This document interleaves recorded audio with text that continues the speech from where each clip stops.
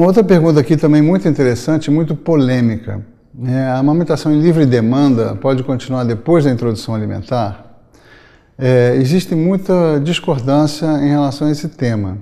Eu, pessoalmente, acredito que livre demanda é algo que se adapta ao crescimento e ao desenvolvimento do bebê. A livre demanda de um bebê recém-nascido não é, obviamente, a mesma livre demanda de uma criança de 1 ano. Um bebê recém-nascido, ele precisa de aconchego, acolhimento das suas necessidades o tempo todo. Ele vem de um momento no útero onde ele é permanentemente saciado. E ele precisa ter essa sensação de continuidade, é a tal da esterogestação, né? Onde ele está sendo gestado fora do útero. À medida que o tempo vai passando, esse bebê vai adquirindo novas habilidades e ele precisa também desenvolver certas autonomias. Ele precisa de espaço para desenvolver certas habilidades. Uma delas é lidar com a espera, lidar com a fome, lidar com a falta, lidar com o desejo, né? Então, um bebê que está com o peito na boca o tempo todo, aos 6 meses, aos 8 meses, aos 10 meses, a 1 ano, tem alguma coisa de errado aí. Não é necessário. A livre demanda com essas crianças é diferente, é uma outra oferta do seio materno. É uma oferta que vai vir junto com a organização do seu dia, com a organização da sua rotina, com as refeições, onde ele precisa de tempo para ter apetite para comer o seu almoço, o seu jantar. A partir de 7, 8 meses, a criança já não tem todos os seus nutrientes que ela precisa do leite materno apenas. Ela precisa começar a comer. Se ela está em livre demanda o tempo todo, e, por exemplo, ela não come o almoço, imediatamente ela recebe o seio materno, vai ser muito difícil ela ter fome para ultrapassar essa barreira de dificuldade e acabar comendo a sua comidinha. Então, isso deve ser feito de forma absolutamente natural, positiva, alegre, feliz, mas a gente deve começar a restringir um pouco os horários de amamentação, deve organizar esses horários para que ela possa justamente começar a se alimentar de outros nutrientes. A amamentação não é uma relação de uma pessoa para outra, é uma relação entre duas pessoas, né? Entre mãe e filho.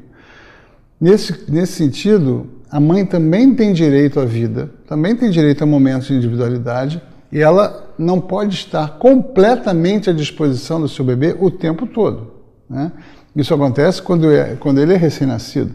À medida que o tempo vai passando, ela vai se transformando naquilo que o Winnicott chamava de mãe boa o bastante, uma mãe que sabe dosar a sua presença com a sua ausência, sabe dosar a satisfação das necessidades e dos desejos dessa criança com uma administração muito criteriosa e cuidadosa das faltas. A falta, gente, é a origem do desejo. Sem falta não há desejo, sem desejo não há vida. Pergunte ao Freud, né? O desejo é o motor da vida.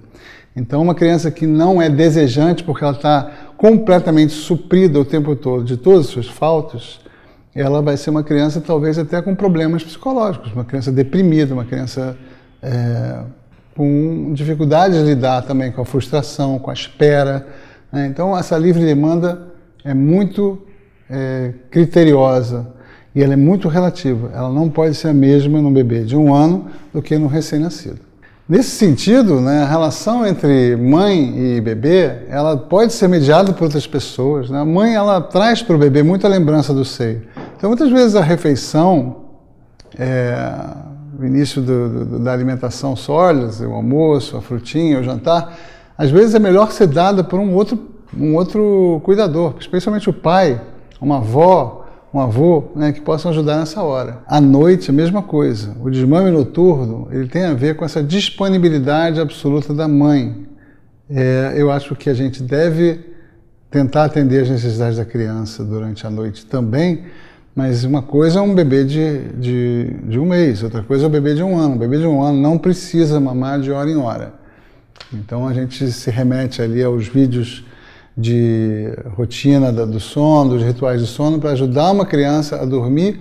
Ela não precisa mamar de hora em hora, nem de 2 em 2 horas. Uma criança de 1 ano pode talvez mamar uma vez à noite, mas não é necessário mais que isso. Então, uma criança que está mamando de hora em hora, livre demanda noturna, a gente tem que pensar o que está acontecendo com essa família. Essa mãe pode estar trabalhando, essa criança sentindo muita falta, essa mãe está se sentindo em um estado de fusão com a criança, enfim. São coisas que devem ser pensadas e aí pensadas de forma específica para cada caso, com o seu profissional de saúde te ajudando a fazer esse processo. A presença do pai nesse momento é muito importante, porque o pai está ali também para fazer essa mediação, né? Nem todas as necessidades de um bebê, nem durante o dia, nem durante a noite, são nutritivas, né? Então o pai pode ajudar a mãe a fazer esse desmame noturno, especialmente.